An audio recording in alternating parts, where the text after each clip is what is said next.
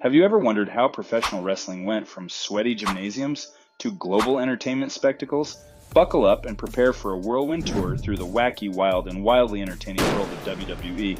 This is a story filled with body slams, over-the-top characters, and enough drama to make a soap opera look like a peaceful afternoon nap.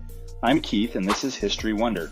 Our story begins in the early 20th century, when professional wrestling was as much about carnival sideshows as it was about athletic competition.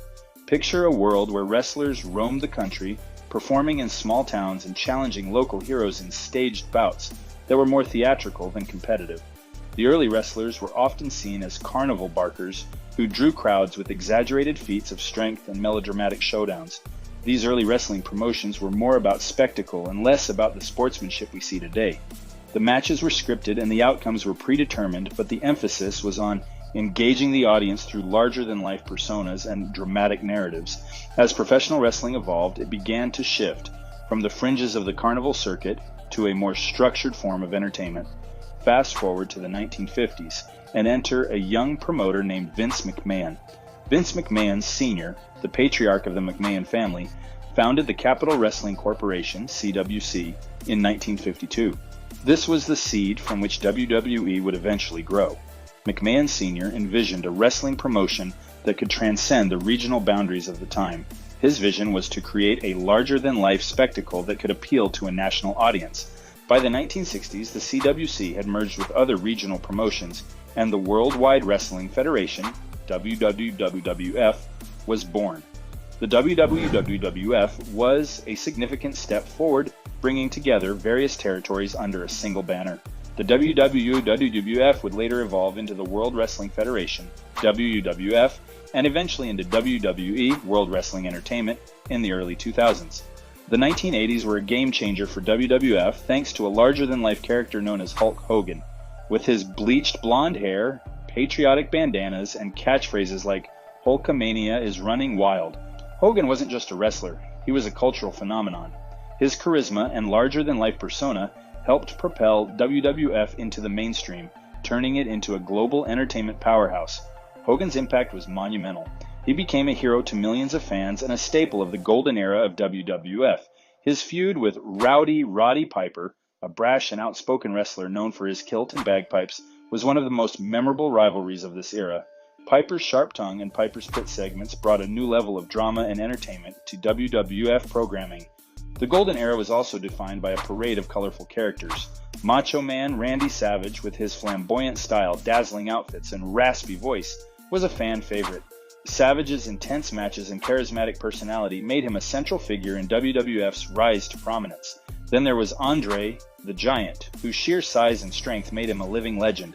Andre's matches were spectacles in themselves, and his presence alone was enough to draw crowds. The golden era was characterized by larger-than-life personalities, epic feuds, and memorable matches. Events like WrestleMania, which debuted in 1985, became annual extravaganzas that combined wrestling with entertainment, featuring musical performances, celebrity appearances, and of course, high-octane wrestling action. As the 1990s rolled in, WWF faced fierce competition from Ted Turner's WCW, World Championship Wrestling. To keep fans glued to their screens, WWF adopted a new, edgier approach, which would become known as the Attitude Era. This period was defined by an increase in mature content, rebellious storylines, and a shift towards a more anti-establishment attitude. At the forefront of this revolution was Stone Cold Steve Austin. Austin's no-nonsense, beer-drinking persona resonated with fans tired of the more sanitized wrestling of the past. His feuds with the over-the-top CEO, Vince McMahon, provided some of the most entertaining moments in WWF history. Austin's rebellious attitude and catchphrases like Austin 316 became the stuff of legend. Who could forget Austin's iconic moment of pouring beer over McMahon's head, or the time he drove a beer truck into the arena? The Attitude Era also saw the rise of Dwayne "The Rock" Johnson, who would later transition from wrestling to become one of Hollywood's biggest stars. With his electrifying charisma, memorable catchphrases like "Can you smell what The Rock is cooking?" and his impressive in-ring skills, The Rock helped usher in a new wave of popularity for WWF. His feuds with Austin and other top stars like Triple H added to the era's excitement and drama. Meanwhile, the tag team division was dominated by the likes of the Hardy Boys, Edge and Christian, and the Dudley Boys. Their high-flying, high-impact matches were a hallmark of the Attitude Era, bringing a new level of athleticism and innovation to WWF's programming. These teams pushed the boundaries of what was possible in the ring and delivered some of the most memorable matches in WWF history. In 2002, following a legal dispute with the World Wildlife Fund, the WWF was renamed World Wrestling Entertainment, WWE. The early 2000s marked the beginning of the Ruthless Aggression era, a period of transition and reinvention for WWE. With the departure of some of the Attitude Era's biggest stars, new faces stepped into the spotlight. This era introduced a mix of new superstars, including John Cena, who would go on to become one of the most recognizable figures in wrestling history. Cena's rise was accompanied by the emergence of other key figures such as Batista and Randy Orton. Cena's never-give-up attitude and his impressive in-ring abilities made him a fan favorite and a central figure in WWE's programming. Batista's raw power and intensity, along with Orton's cool, calculated demeanor, helped to create a dynamic and exciting roster. The Ruthless Aggression era also saw the introduction of new match types and storylines, often pushing the envelope with increasingly dramatic and intense angles. The era was marked by a focus on hard-hitting, high-energy matches and a more aggressive approach to storytelling.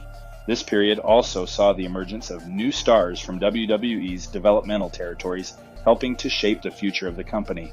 In the late 2000s, WWE underwent a significant shift in programming to cater to a younger, family-friendly audience. This was known as the PG era, characterized by more sanitized content and a focus on appealing to kids and their families. It was a sharp contrast to the edgy and controversial content of the Attitude Era, and it saw a resurgence of classic wrestling themes with a modern twist. During this time, John Cena remained a central figure, becoming the face of WWE and a role model for younger fans. Cena's clean-cut image and his emphasis on hard work and determination resonated with families and helped to establish WWE as a family-friendly entertainment brand. The PG era also saw the rise of stars like CM Punk, who brought a fresh perspective and a touch of rebellion, even within the constraints of the PG rating. This era has seen the rise of new stars, including Roman Reigns, who has become the centerpiece of WWE's programming. Reigns, with his imposing presence and dominant performances, has emerged as one of WWE's top draws. His ongoing feud with Paul Heyman and his status as the Tribal Chief have added new layers of drama to WWE's storytelling. The modern era also highlights the increasing importance of women's wrestling, with superstars like Becky Lynch, Charlotte Flair, and Sasha Banks leading the charge and making history with main event matches at major pay-per-views. The women's revolution has brought a new level of visibility and respect to female wrestlers, showcasing their talents and contributions to the industry. Throughout its history, WWE has been a whirlwind of entertainment, blending athleticism with theatrical flair in a way that few other sports or entertainment forms can match. It has evolved from a niche carnival attraction to a global powerhouse, continually reinventing itself while staying true to its roots of storytelling and spectacle. So, the next time you see a wrestler in a spandex costume executing a perfectly timed dropkick, remember that you're witnessing a piece of history. WWE's journey through the years has been a roller coaster of excitement, drama, and larger-than-life characters, and it shows no signs of slowing down anytime soon. As they say in the world of wrestling, tight, that's the bottom line, because Stone Cold said so.